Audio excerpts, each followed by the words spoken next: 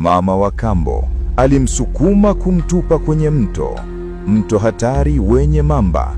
Akamsukuma mtoto wa mme wake.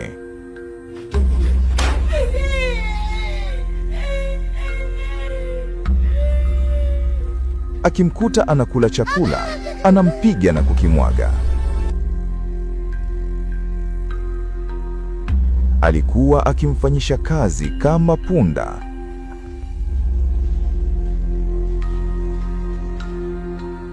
Ilikuwaje? Ungana nami kwenye simulizi hii inayoitwa Mama wa Kambo.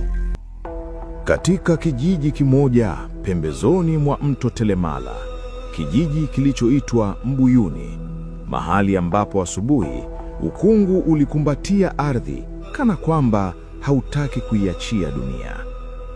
Ndani ya kijiji hicho aliishi mtoto mmoja wa kike anayeitwa Asha.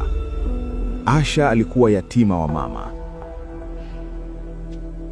Mama yake alifariki akiwa bado mdogo sana, na tangu siku hiyo maisha yake yalimbadilikia Aisha. Baba yake, Mzee Rashidi, alioa mke mwingine ili apate mtu wa kusaidia kulea familia, lakini hakujua kwamba mke aliyomleta alikuwa nyoka ndani ya nyumba na familia kiujumla. Mama huyo wa kambo aliitwa Mama Neema. Kwa watu wa nje, Mama Neema alikuwa mwanamke mpole, mwenye tabasamu la unafiki, lakini ndani ya nyumba Mama Neema alikuwa moto wa mateso. Na Asha ndiye aliyekuwa mwathirika mkubwa wa matendo ya mama yake wa kambo kila siku.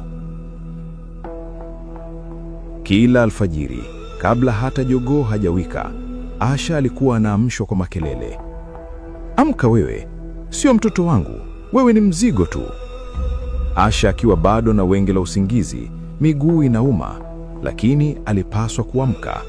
Alitakiwa afagie uwanja wote, kisha akimaliza afate maji mtoni mpaka ajaze pipa kubwa lililopo hapo kwao. Akijaza pipa, aende kusenya kuni porini, na wakati anaenda kusenya kuni anakuwa hajanywa chai au kula chochote kile. Na mama yake wa kambo kazi yake ni kuoga na kukaa anapika chai na kunywa tu, ndio kazi anayoifanya. Asha akitoka kusenya kuni mida ya saa 4 au 7, basi anafikia kwenye kupika, ndipo ale. Na ikitokea kajipakulia mboga kutokana na mama yake akiona kalalibia kuivisha, huwa anaondoka. Kwa hiyo akija akute Asha kajipakulia, basi ujue kutukanwa. Na adhabu ilikuwa ile lile, kupigwa, kutukanwa na kunyimwa chakula. Mara nyingi Asha alikuwa analala njaa,